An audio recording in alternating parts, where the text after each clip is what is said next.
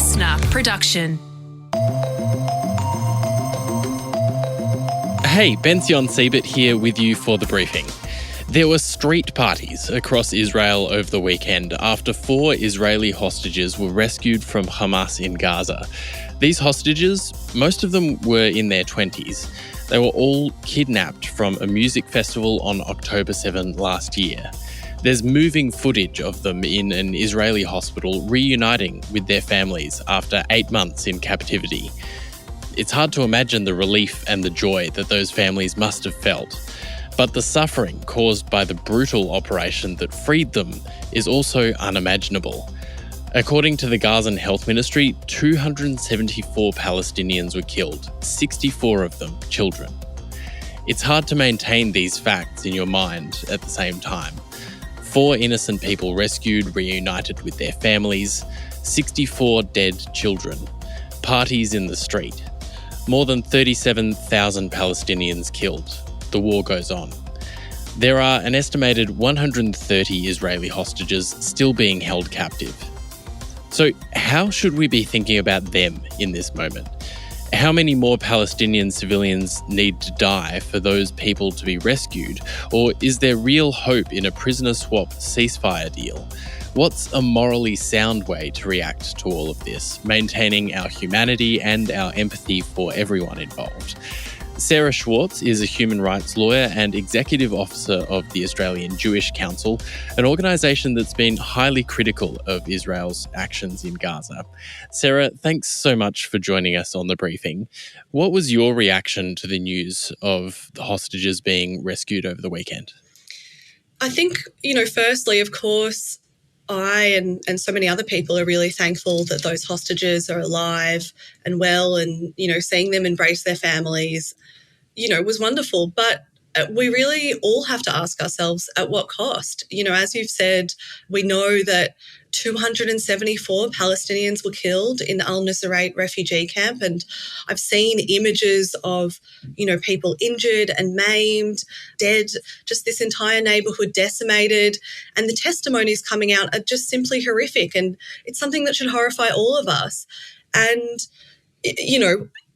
in my view, every loss of life is a travesty. And just thinking about the numbers of people who died just shows that again and again, Israel values Israeli lives far more than it values Palestinian lives, which it sees as disposable.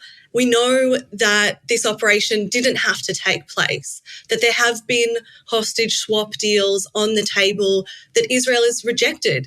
And Netanyahu and the Israeli government are determined to continue this war, which is simply unwinnable. It's not a war that has seen success in the destruction of Hamas, which is Israel's stated objective.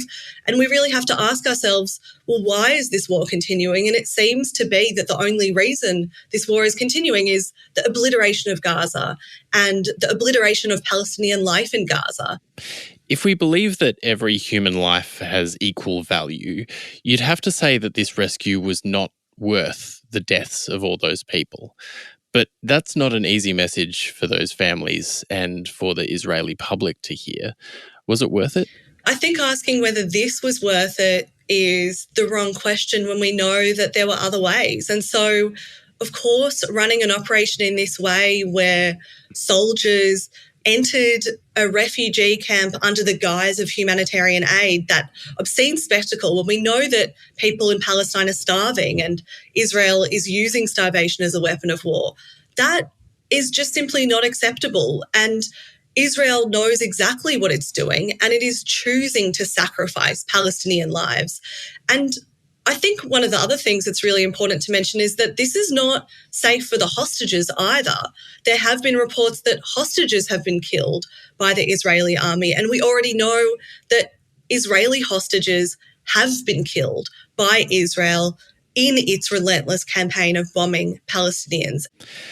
How do you think about the 130 or so Israeli hostages that are still being held in captivity in Gaza? Can Israel rescue them, and should it? Well, I think the obvious answer to that question is, of course, I care about the livelihood of those hostages. No one should be taken away from their homes, from their families. I can't imagine what they're going through. And I can't imagine, at the same time, what every single Palestinian in Gaza is going through, seeing, dozens, if not, some people have hundreds of their family members who've been killed.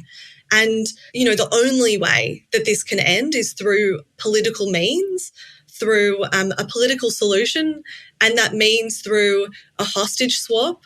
We know that there are also hundreds of Palestinians sitting in Israeli jails without charge or trial, that Israel has been ramping up a campaign of unlawfully arresting Palestinians so that it can bolster the number of Palestinians in its prisons. And the only humane way to end this, this current conflict is through a hostage swap and through the release of all of those hostages, Palestinian and Israeli hostages. It has been said that Benjamin Netanyahu has every political reason to keep this war going. As soon as it's over, it's very likely he'll be turfed out of government. He may even go to prison on corruption charges. What hope do you think there is for a diplomatic solution that both frees the hostages and ends the war? As you say, this war is good for Netanyahu. This hostage rescue mission, if we can call a mission which results in a massacre to be any sort of rescue, is good for Netanyahu. It really shows that he is willing to sacrifice more and more Palestinian lives for potential political gain. And following this rescue mission, there are concerns that his approval rating will go up. He needs this war to continue. But we're seeing really what we already knew from the very beginning of this war. We knew that you cannot defeat an insurgency that's embedded in a civilian population by military means. It didn't work for the US in Iraq, didn't work in Afghanistan, and it's clearly not working here. And even according to Israeli intelligence, to US intelligence, only a small portion of Hamas fighters have actually been killed. So we know that Israel is not winning. And the point seems to be absolute devastation of Palestinian life. And those, 37,000 Palestinians, if not higher numbers of Palestinians are dead. And it's unfathomable.